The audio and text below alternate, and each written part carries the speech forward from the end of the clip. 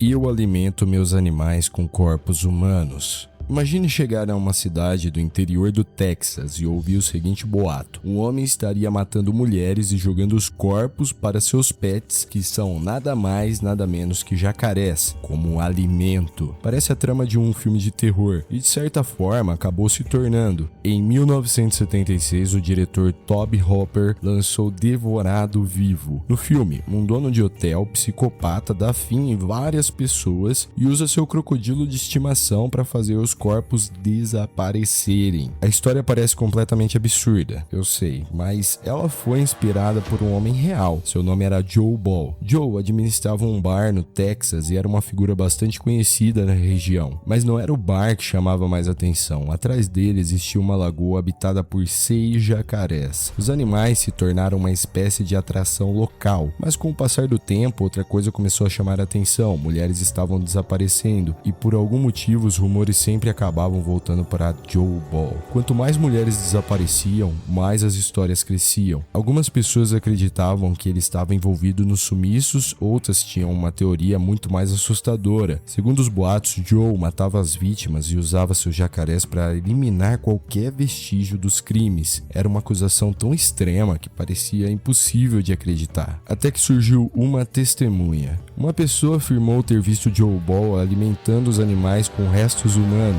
Se aquilo era verdade ou não, ninguém sabia ao certo, mas foi o suficiente para transformar o caso em uma lenda macabra. A fama de Joe Ball se espalhou rapidamente e logo ele ganhou um apelido que ficaria marcado para sempre na história criminal americana: o Homem Jacaré, ou como ficou conhecido nos Estados Unidos, Alligator Man. Mas existe um detalhe importante que muitas versões dessa história deixaram de fora. Apesar de toda a fama envolvendo jacarés, nunca foi provado que Joe Ball realmente usou os animais para devorar as vítimas. Quando as investigações avançaram, a polícia encontrou evidências muito diferentes daquelas que apareciam nos boatos. Segundo registros posteriores, várias vítimas foram encontradas enterradas, ou seja, a parte mais famosa da história talvez nunca tenha acontecido. E é justamente isso que torna esse caso tão fascinante. O filme Devorado Vivo pegou os rumores mais assustadores e transformou em terror. A realidade, por outro lado, permaneceu cercada de dúvidas. Joe Ball era um assassino? As evidências apontam que sim, ele realmente alimentava jacarés com suas vítimas. Essa é uma pergunta que ninguém conseguiu responder com certeza, mas o mistério foi suficiente para transformar um dono de bar do Texas em uma lenda. E décadas depois ainda é difícil olhar para essa história sem se perguntar quantos daqueles rumores eram reais e por quê?